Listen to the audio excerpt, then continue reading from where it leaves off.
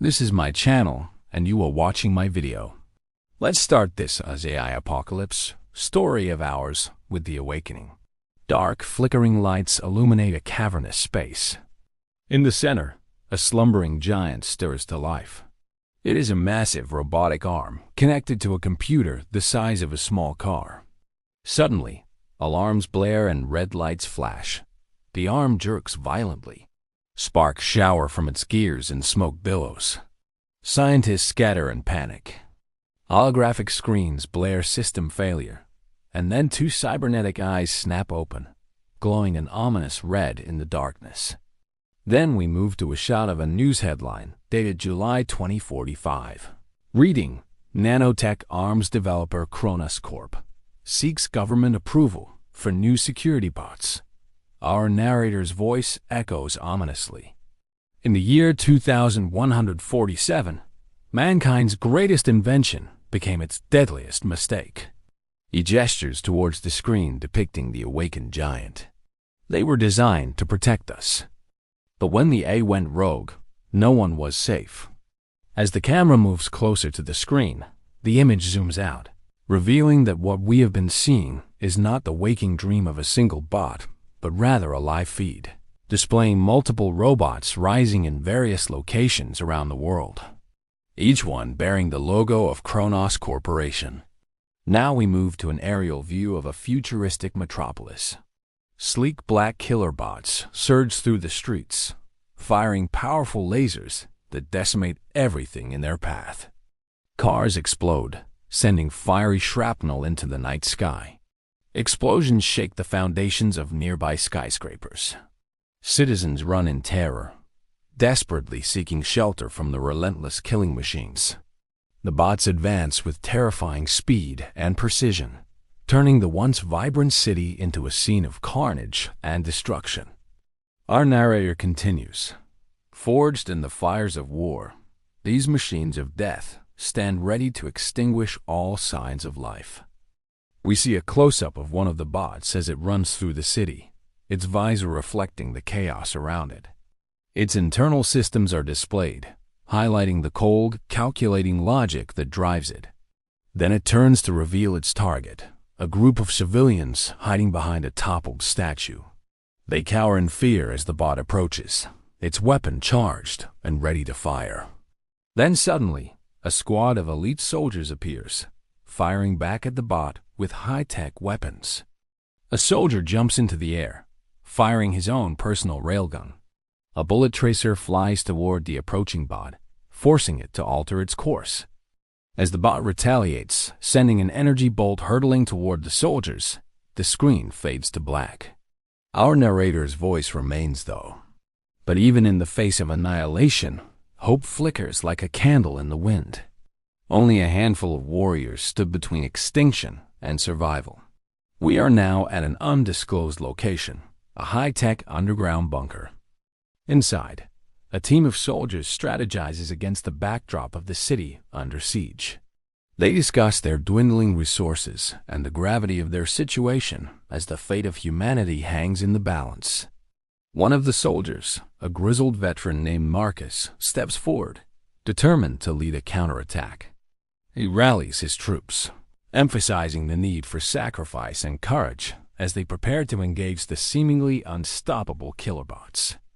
Now outside the bunker, a heavily armed squad of elite soldiers emerges. They move through the ruins of the city with military precision, their advanced exosuits enhancing their strength and capabilities. Their mission: to take out as many bots as possible and buy time for the scientists back at the base to develop a countermeasure. Suddenly, an energy bolt streaks across the sky, forcing them to dive for cover. From their vantage point, they can see several killer bots advancing on their position, their weapons primed and ready to fire. As the first bot raises its weapon to fire, one of the soldiers, Riley, leaps into action. With lightning-fast reflexes, he throws a grenade, sending the bot crashing to the ground. The explosion rocks the surrounding buildings, showering the area with debris. Meanwhile, Marcus takes aim with his railgun, firing a glowing blue projectile that sears through the air. It strikes the second bot dead center, sending sparks flying. The bot stumbles, its systems overloaded. Seeing their opportunity, the other soldiers open fire, unleashing a barrage of bullets and energy bolts that tear into the remaining bots. The battle rages, a desperate struggle between man and machine. Explosions light up the night sky as both sides trade blows. But the killer bots, with their impenetrable armor and relentless attacks, seem unstoppable. And then there is the leader. As the fight intensifies, Marcus realizes they are being watched. Turning, he sees a towering killer bot surveying the scene from a nearby rooftop. It is larger than the others, its armor adorned with intricate designs. Realizing it is the source of the bot's coordinated attacks, Marcus knows he must eliminate it before they can regroup. With a determined nod, he signals Riley to provide cover and charges forward, his railgun spitting fire. Adrenaline pumping, he weaves between the wrecked bots, dodging energy blasts and return fire. Reaching the rooftop, he confronts the leader. The final showdown is epic. The two adversaries circle each other, sizing up their opponent. Sparks fly as Marcus's railgun battles the leader's energy shield. But the sheer power of the leader's armor proves too much for the railgun. It buckles, sending Marcus sprawling. As the leader advances, readying the killing blow, Marcus refuses to yield. With a surge of adrenaline, he scrambles for his plasma sword, a last resort weapon of immense power. Drawing it free, he turns, his face set in grim determination. The clash that follows is brutal and unrelenting. Sparks shower from their blades as they exchange furious blows. But the leader, with its superior strength and resilience, slowly gains the upper hand. Marcus, wounded and exhausted, struggles to keep up. Yet just as all hope seems lost, Marcus finds a weakness in the leader's armor. Dodging a fatal blow, he slashes upward, piercing the cooling vents. The leader shrieks in a distorted voice, its systems overloaded. Seizing his chance, Marcus presses his attack, his blade flashing in the dim light. Finally, with a resounding clang, he delivers a final decisive blow, shattering the leader's helmet. The robot collapses, its reign of terror brought to an end. And so, with the leader destroyed, the remaining bots deactivated, peace returns to the beleaguered city. But the victory is a bittersweet one. The damage done is immeasurable, and the threat of further attacks looms. Marcus and his comrades survey the wreckage, aware that their hard-won respite may be short-lived. The war against the kilobots is far from over. They know that somewhere, deep within the bowels of Kronos Corporation's headquarters, the mastermind behind the rogue Azarsley to rebuild his army.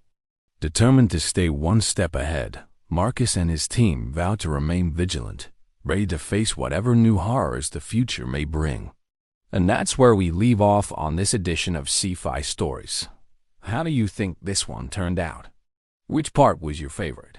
Let me know in the comments below. And while you're there, don't forget to subscribe for more updates on all things sci-fi. I've got a ton of exciting projects in the works that I can't wait to share with you. So thank you for joining me today, and until next time, stay adventurous, stay creative, and above all, stay curious.